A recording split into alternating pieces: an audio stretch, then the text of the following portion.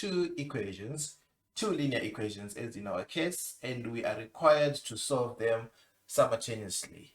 In this case, we want to solve for x and for y at the same time. When you are asked to solve simultaneous equations, we are essentially saying find the point where these two functions are going to intersect. In our case, these are linear equations, which means if we draw them, we are going to have straight lines, two straight lines, and these two straight lines, they will be meeting at a certain point, and this point here will be having coordinates x and y. When we say solve these equations simultaneously, we are simply saying find the point of intersection of these two functions. That's what we're supposed to do, and that's what we're going to do now. I am going to use the method of substitution. There are two methods. In fact, there are many methods that you can use to solve these. It's a system of linear equations. Last time I explained how you can use Cramer's rule. There is also the method of elimination, but today I'm going to use the method of substitution. So let's go. The first step is to name our equations. Let us give them names. So let's call this one equation 1, and this one is equation 2. From one of these equations, we are going to solve for one of the variables. I can go to equation 1 and solve for x, or in other words, make x subject of the formula. Or I can go to equation 2 and make x subject of the formula, or y subject of the formula. It depends on what is easy for you. In my case, I'm going to use equation 2, and I'm going to make x the subject of the formula. So let me do this. So from equation 2, from equation 2, x is equals to 4 minus 2y. This new equation that I have formed, I'm going to call it equation 3. So in the method of substitution, you choose one of the equations, you make one of the variables a subject of the formula, which is essentially equation 3. Now, with my equation 3, I'm going to substitute equation 3 into equation 1. Please pay attention here. If I used equation 2 to make equation 3, I'm going to substitute the equation 3 into equation 1. If I had used equation 1 to form equation 2, I was going to substitute into to form equation 3, I was going to substitute into equation 2. Be careful on that one. Don't resubstitute into the equation that you used to form equation 3. Don't do that. So now let's use this equation here. Equation 1, we are going to substitute equation 3. In other words, wherever there is an x, we are going to replace it with 4 minus 2y. Wherever there is an x, I am replacing that with 4 minus 2y. Let's go to the next step. Now I am substitute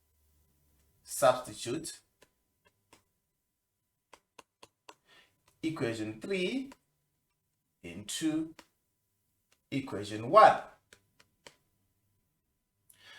Equation 1 is 5x minus 4y equals to 7. This was my equation 1, and equation 3 says x is equal to 4 minus 2y. Now, wherever there is x, I'm putting 4 minus 2y. So this is 5, bracket, 4 minus 2y. Minus 4y equals to 7. This step is to ensure that we only have one variable in our equation. We no longer have x in this equation. We just have one variable y, which we can now solve for. So let's expand the bracket. 5 times 4, 5 times 4, we get 20. 5 times minus 2y, we get minus 10y.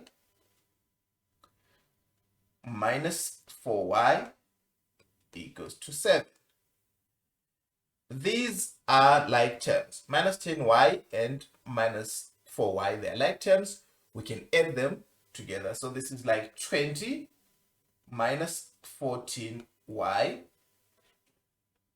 20 minus 14y equals to 7. So I have 20 minus 14y equals to 7. The next step, I'm trying to isolate my y. I'm going to transfer or transpose this 20 to the right hand side. It becomes minus 20. So I have minus 14y equals to 7 minus 20. 7 minus 20 is minus 13. 7 minus 20 is minus 13. So let me go. So I have minus 14y equals to minus 13. Minus 14y is equals to minus 13. This means y is equals to minus 13 over minus 14, which is 13 over 14. 13 over 14.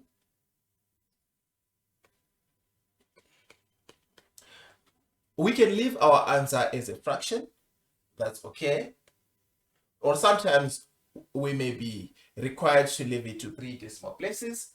All we do is to take our calculator, punch 13 over 14, and round off to 3 decimal places if we are required to do that. So let me convert that to decimal. So this is 13 divided by 14. That's 0.929. So this is 0.929. I have solved for y. Once you solve for one of the variables, in this case we solved for y first, we go back to our equation 3 and substitute our y value there to get our x. Always try to use equation 3, but you can use equation 1, you can use equation 2, you can use equation 3. I prefer equation 3 because it was already explicit. We already had x as a subject of the formula there. Let me use a different color. Our equation 3 was saying x is equals to, our equation 3 was saying x is equals to 4 minus 2y. That was our equation 3. So x is equal to 4 minus 2y. But we now know who is our y. Our y is 13 over 14. So this means 4 minus 2 times 13 over 14. We simply punch this in our calculator, which means it's 4 minus 2 by 13 over 14.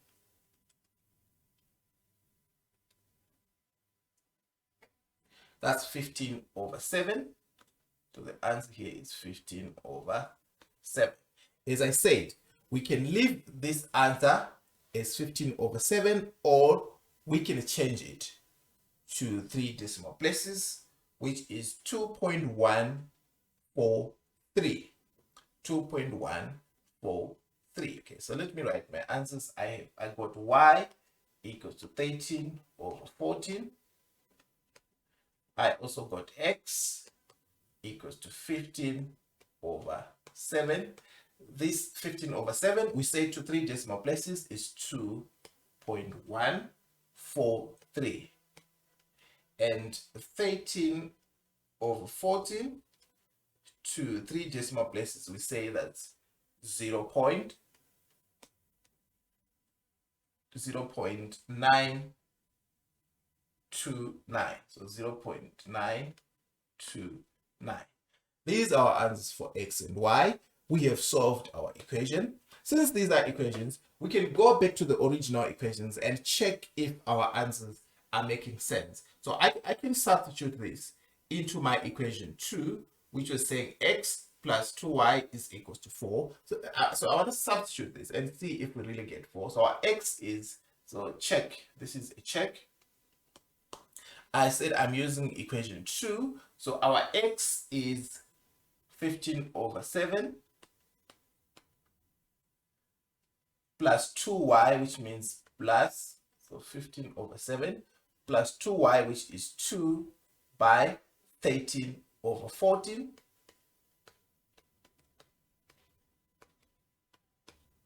I just punched in my calculator and see if I get 4. If I don't get 4, it means I have made mistakes in my calculations. So 15/7 plus 2,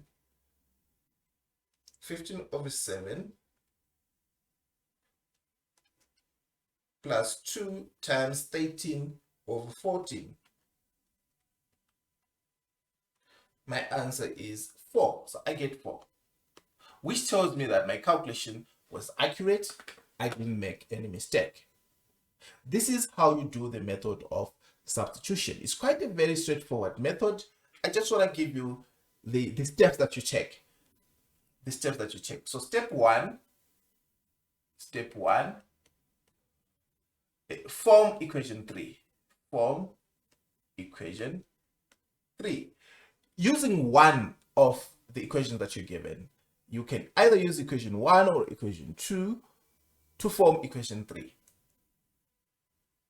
Equation 3 is simply an explicit version of x or y. You're solving for x or for y. So equation 3 will be saying y equals 2 or x equals 2. Then step 2, you are substitute equation 3 into one of the equations. Let me not say one of the equations. Let me say into the other equation.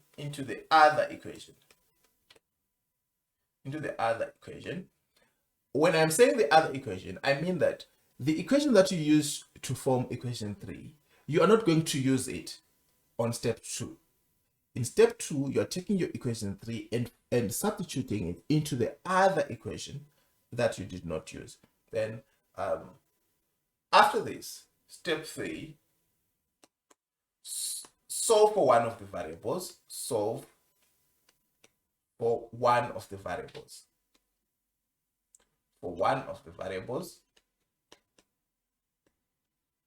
In the example that I just did, I solved for y first. So step 3, you solve for y. Then step 4, you are now substituting. Step 4, you are now substituting the variable that you solved for into equation 3. See? So sub variable into equation 3. That's what you're doing now in step 4. And once you do that, you're done. In step 5, if you're going to have step 5, you're just checking your answers if they're accurate. You can make mistakes. Everyone can make mistakes. But try to check your answers before you submit your work. Let me do another question using this method of substitution. I want to use the method of substitution. Another example that I'm going to do, I have here 2x minus 3y equals to minus 4. So it's 2x minus 3y equals to minus 4. This is equals to minus 4. And the other equation is 4x minus y equals to 3. So 4x minus y is equals to 3. I want to use one of these equations to form equation 3. So let me give them names. This is equation 1. This is equation 2. I'm going to use equation 2 to form equation 3. Why am I using equation 2? Because I see that in equation 2 it's quite easy to make y subject of the formula. If I just take this y, this side, and I take the 3, that side, I would have solved for y. So from equation 2, from equation 2, y is equals to 4x minus 3. It's quite straightforward here. You take the 3 to the left hand side, it becomes negative, that it becomes minus 3, and you take the y to the right hand side, it becomes positive. So in essence, you now have y equals to 4x minus 3. This is your equation 3. Because I formed equation 3 using equation 2, I'm going to substitute this equation 3 into equation 1. So everywhere where there is a y, I'm going to put 4x minus 3. So let me do that. So now I have 2x minus 3. So instead of putting a y, I put brackets and I put 4x minus 3. 4x minus 3, this is equals to minus 4. If you look at this equation, it now has got one variable, which is x. So now I can solve for my x. Let me expand the bracket. This is 2x, 3 times 4x, minus 3 times 4x, that's minus 12x. Minus 3 times the minus 3, we get positive 9. This is equals to minus 4. Let's put our like terms together. So 2x minus 12x, we get minus 10x. So this is minus 10x equals 2. I'm going to take this 9 to the right hand side. So it will be minus 4 minus 9. Okay, so minus 10x is equals to minus 4 minus 9. Minus 4 minus 9 is equals to minus 13. So from here we can go and say it's minus 10x is equals to minus 13. To solve for our x here, guys, we're just going to divide by minus 10 both sides. So we've got minus 10x, divide here by minus 10. This side we got minus 13, we divide each by minus 10. So to the right, to the left hand side, we're left with x. To the right, we have minus 13 over 10, which is 1.3. It's an exact number, 1.3. Okay. Or we can simply leave it as positive 13 over 10. So this is like 13 over 10, which is said is equals to 1.3. Now we have our x. Let's go to the next step. In our next step, we're simply substituting this x into our equation 3. What was our equation 3 saying? Our equation 3 was saying y is equals to 4x minus 3. So this was our equation 3.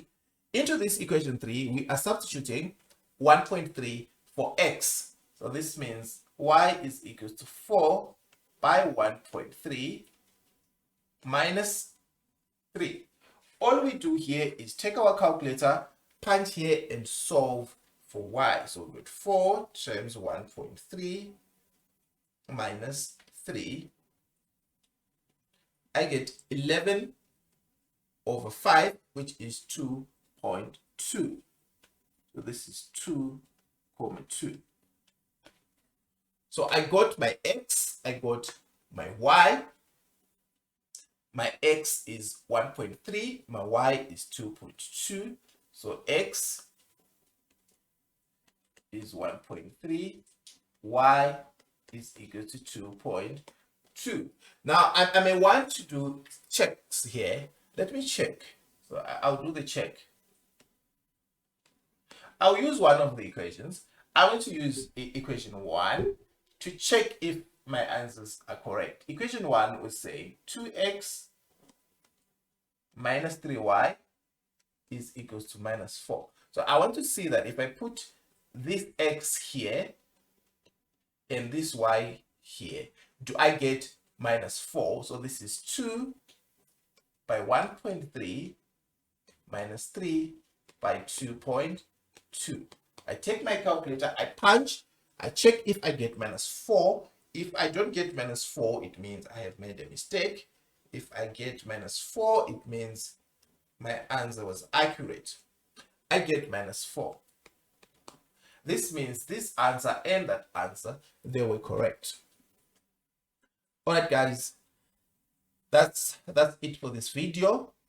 This is the method of substitution. I hope you have seen the steps that you should take. Try to practice over and over again until you are smooth with this method. I will repeat the method again in short. Name your equations. If you have two equations, the other is equation 1, call the other one equation 2. Then use one of your equations to solve for either x or for y.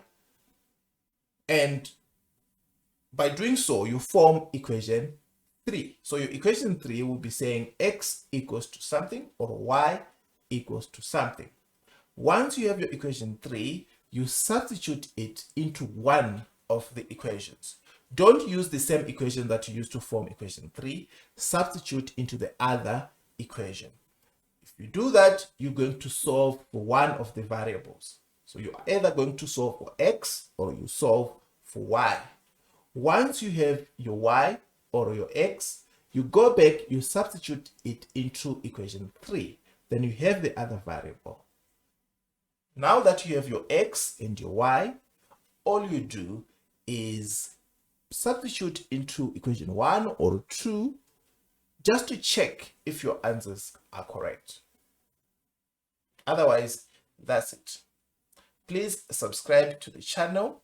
If you have any questions or any comment, type in the comment section below. I will respond to you. Thank you.